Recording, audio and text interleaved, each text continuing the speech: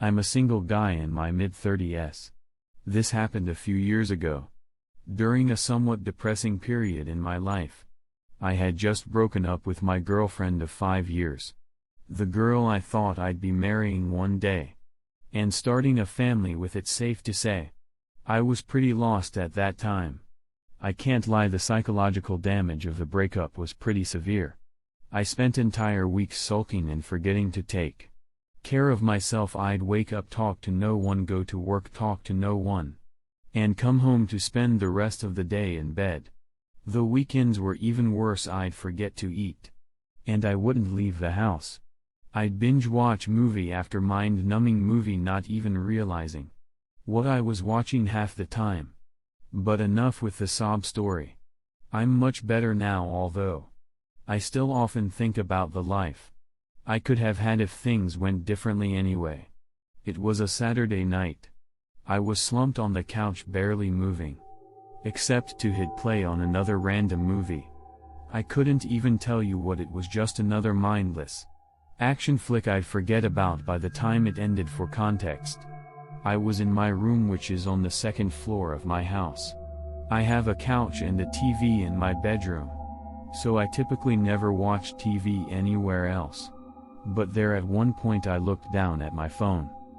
It was a few minutes after 9 p.m.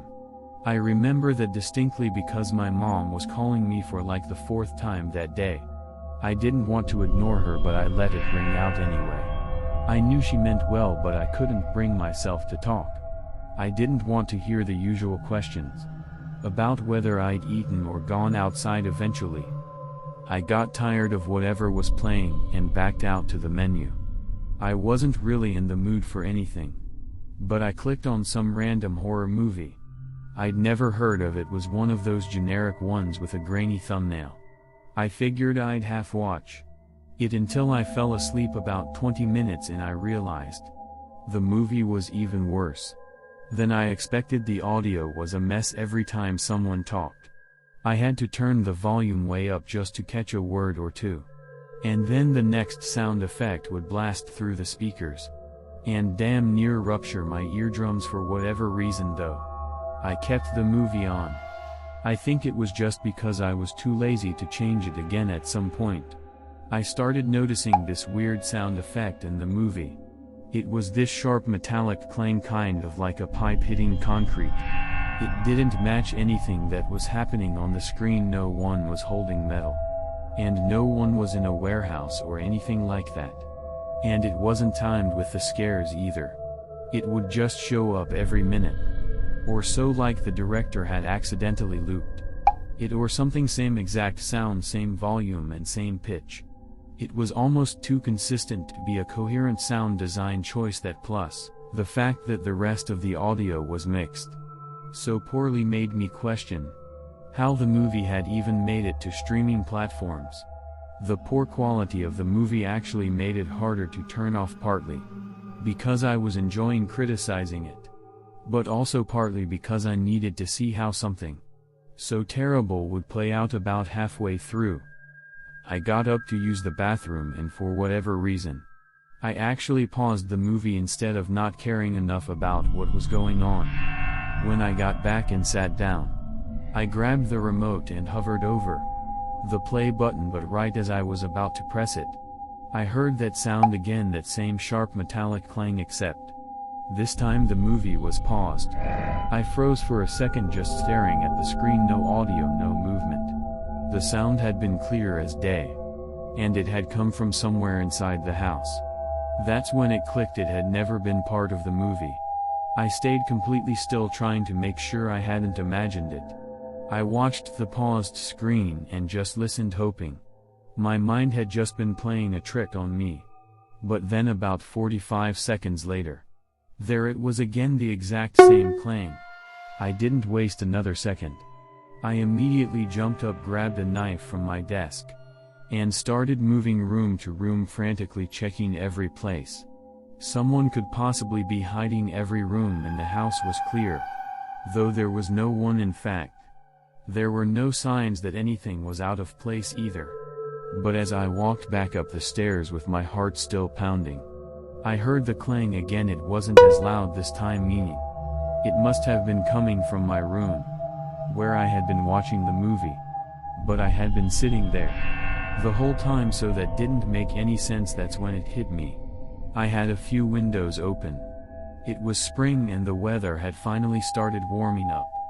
So I'd gotten into the habit of cracking them in the evenings to let some air in. I started thinking maybe the sound wasn't coming from inside the house at all. Maybe it had been coming from right outside the house this whole time. I don't know why, but that thought scared me even more. I went over to the window and pushed the curtain aside just enough to get a look at the backyard. And there it was. One of the deck chairs was sitting out in the middle of the lawn, maybe 20 feet from the house. And standing next to the chair was a kid, a young kid. I couldn't really make out any of his facial features given that it was so dark out, but the silhouette was way too small to be an adult. It was 100% a little kid he was holding what looked like a PVC pipe, which explained the noise I had been hearing. He must have seen me, because as soon as I looked out the window, he smacked the pipe against the chair. I instantly stepped away from the window and felt my body start filling with fear. I know it sounds silly that I was afraid of something like that, but I couldn't fathom what that kid was doing outside my house. Did he have some kind of mental disorder? It did make sense, and then I thought about the fact that he must have been standing out there for nearly an hour, which freaked me out even more. I tried to slow my breathing and think rationally. Maybe the kid was lost. Maybe he had wandered off from a nearby house and didn't know how to get back. I told myself I couldn't just stand there and do nothing. So I went down the stairs and made my way through the house toward the back door, trying to keep calm. I even turned on the porch light, thinking it might help the kid feel less spooked, or at least give me a better look at him. As I was turning the door or knob, I froze. Something about it felt wrong, like I was walking into some kind of trap. If that kid were really lost, wouldn't he ring my doorbell or call out to me through my window? And even if he were too scared to and ultimately decided that banging a pipe against one of my chairs was the best option, would he really stick to that strategy after a whole hour? It was insane. Something in my gut told me not to go outside. So I slowly backed away from the door. I crept over to a small window just left of the door, one that overlooked the porch and part of the backyard. I kept the light off behind me and slowly tilted the blind with 2 fingers, just enough to see through without drawing attention. And there they were. There were 2 men wearing all black, crouching below my back door, as if ready to ambush me the second I opened it. I must have stared too long, because one of the men suddenly turned his head and locked eyes with me through the glass. I dropped the blinds and instantly dialed 911. I was halfway up the stairs when I heard banging on the back door. Those guys were trying to break in. I sprinted to my bathroom and locked the door. By that point, I was having a full-on panic attack. I felt like I couldn't move. I was struggling to breathe. Honestly, shortly after I got to the bathroom, I heard a crash from downstairs, followed by the sound of footsteps walking around below me. Those people were in my house. I heard a set of footsteps walking up the stairs, and I held my breath as they made their way down the hall. I saw the bathroom door knob turn ever so slightly, followed by a loud bang. They were trying to kick the door down. That made me lose it.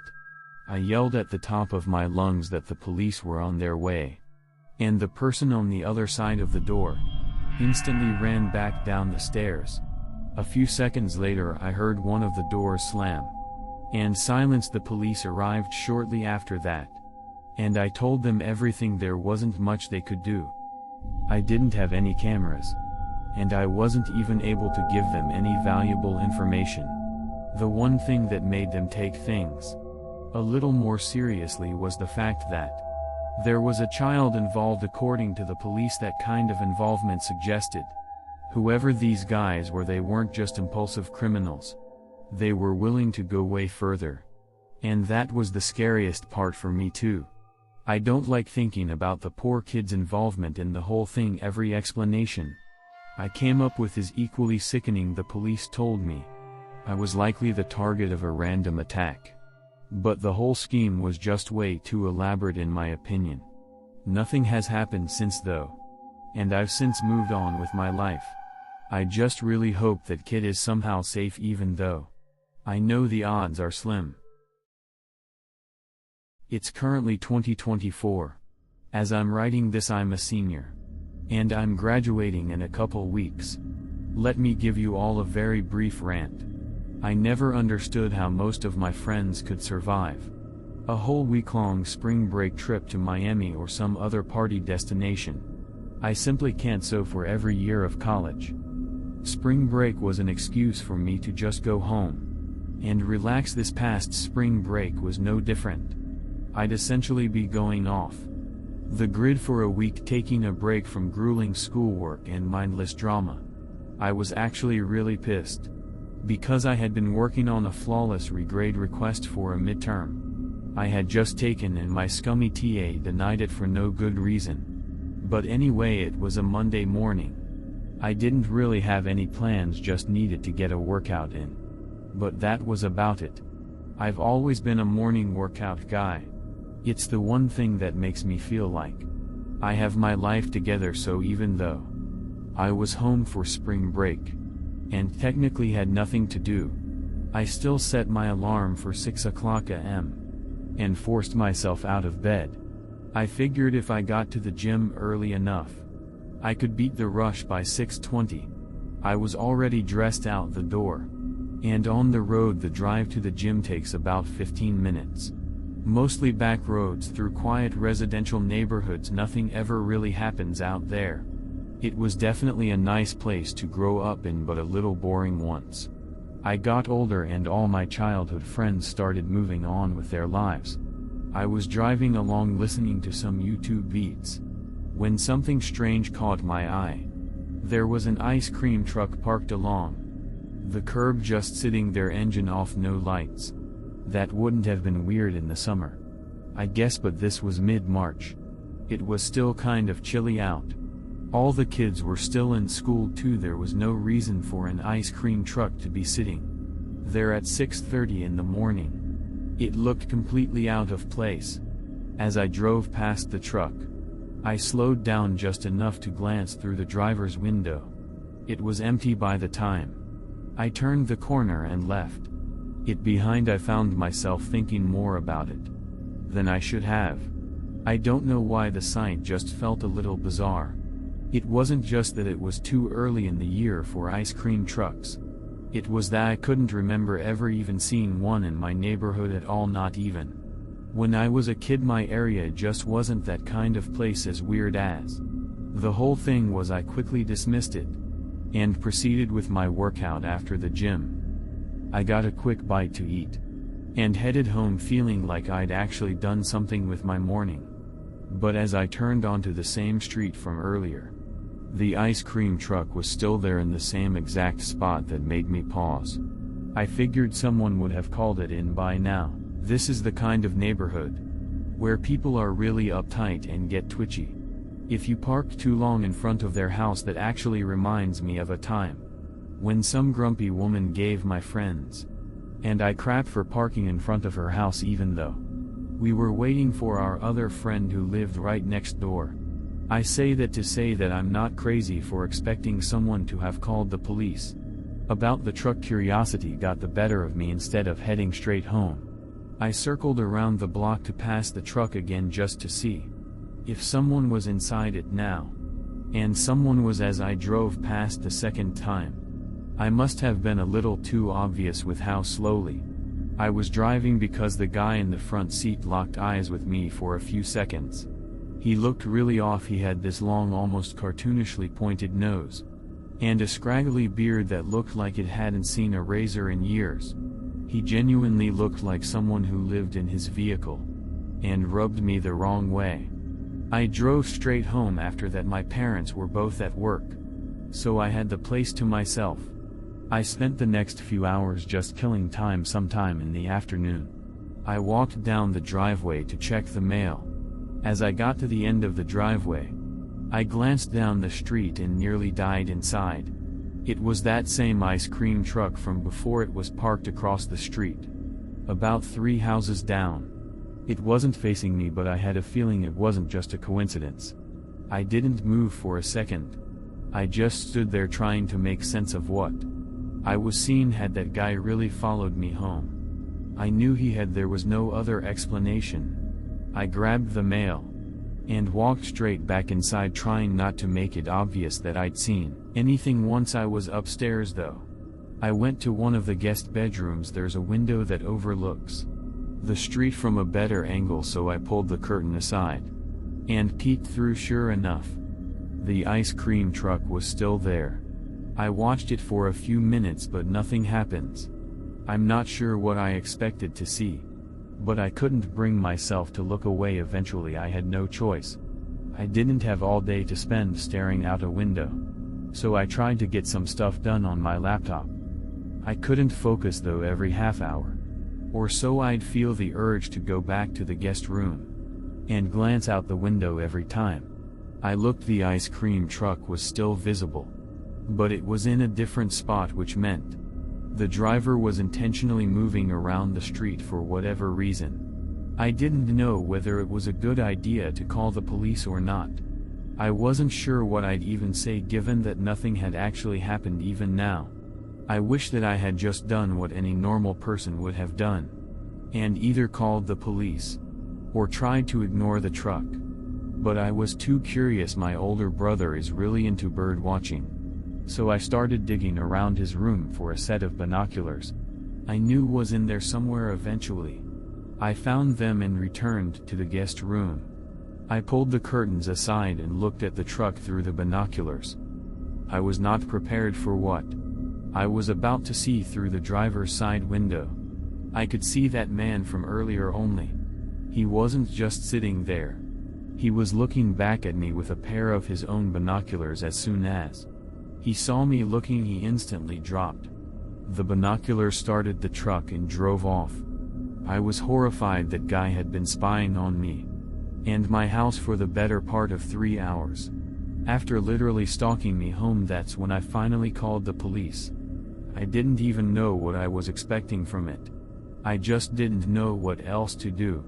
I told them that this ice cream truck had been circling my neighborhood all day, that I'd seen a man inside watching my house through binoculars, and that he drove off the second I looked back. The dispatcher was calm and told me they'd sent someone to patrol the area and keep an eye out. She told me it should be relatively easy to spot an ice cream truck given how distinctive they were. Then she hung up.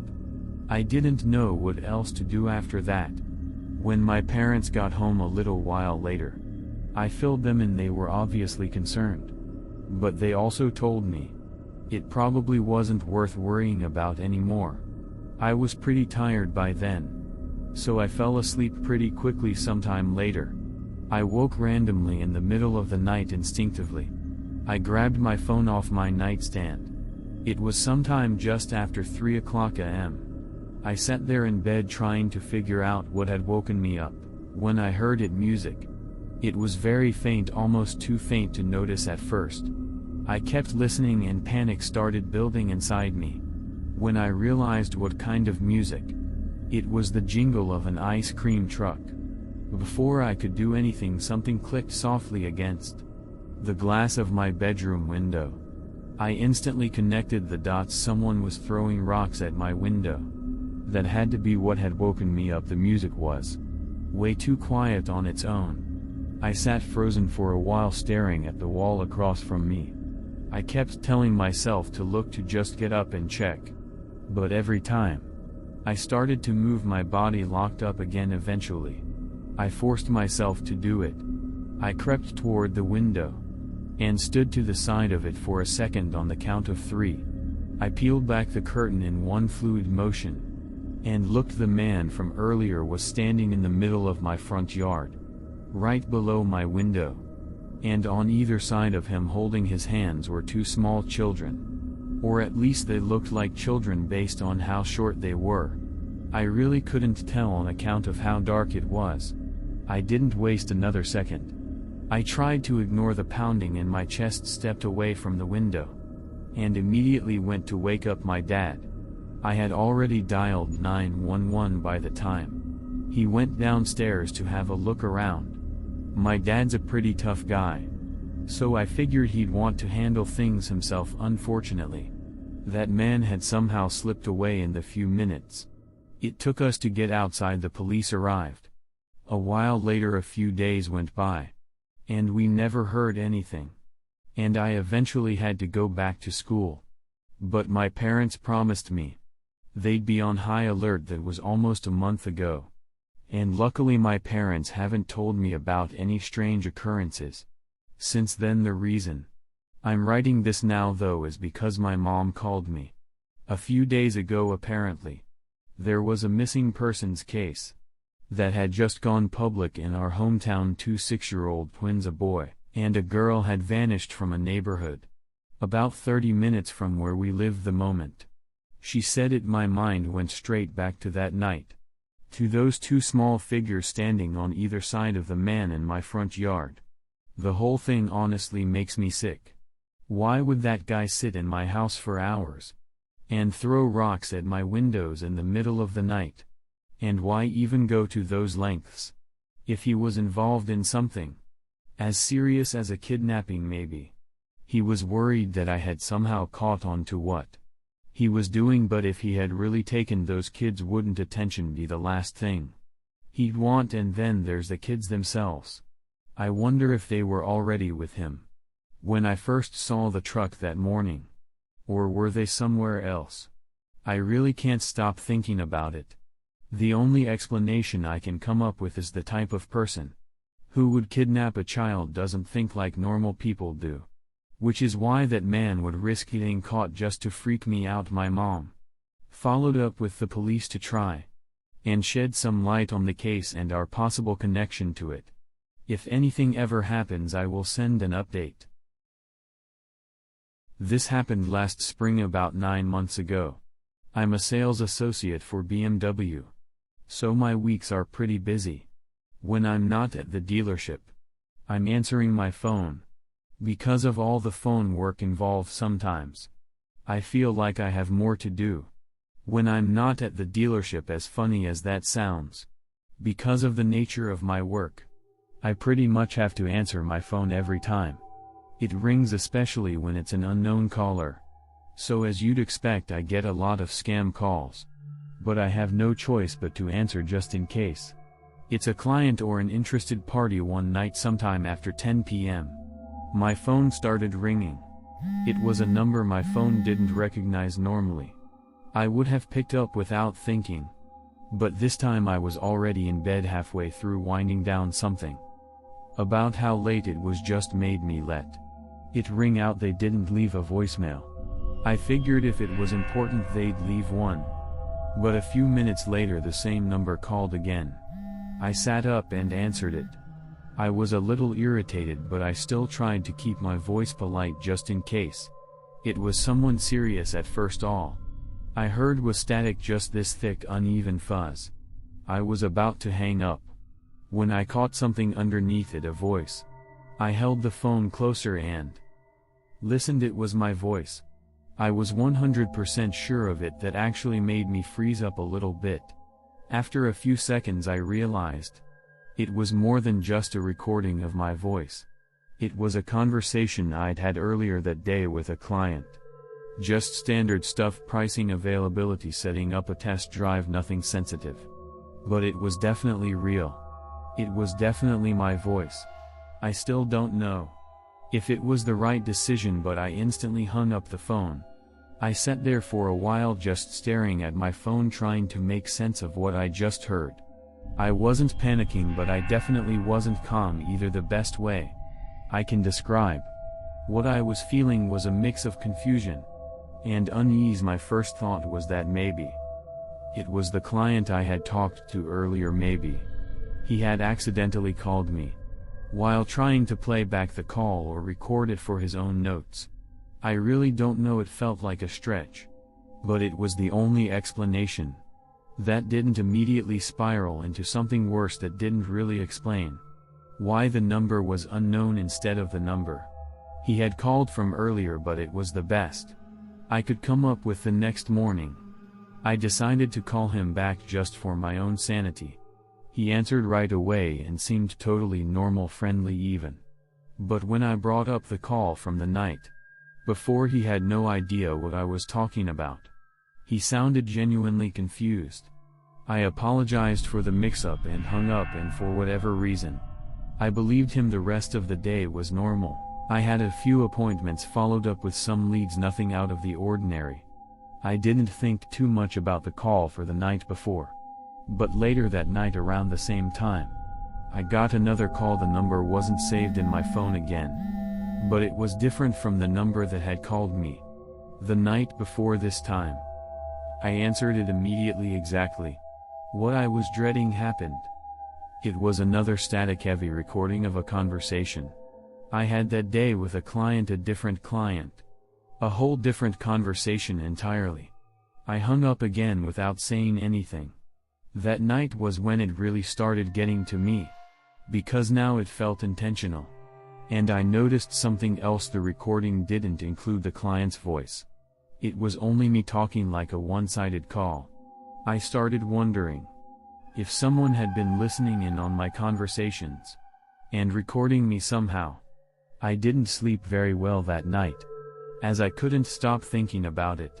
But I didn't know what to do. I never thought I was a paranoid person. But the next week of my life proved me wrong. Every night for a week the same thing would happen. I'd get a call from a random number, and would listen to a staticky recording of a conversation I'd had that day. I started recording the calls myself. I can't even tell you why. I just thought it was the smart thing to do. By the third or fourth night, it started to wear on me, not just in a creepy, "this is weird" kind of way. I mean, it started to actually mess with my head. I couldn't relax. I couldn't think. I'd catch myself looking out the window every few minutes, like someone might be standing out there watching me. I started triple locking my front door. Then I started leaving a light on in every room at night. At one point, I even moved a chair in front of my bedroom door looking back.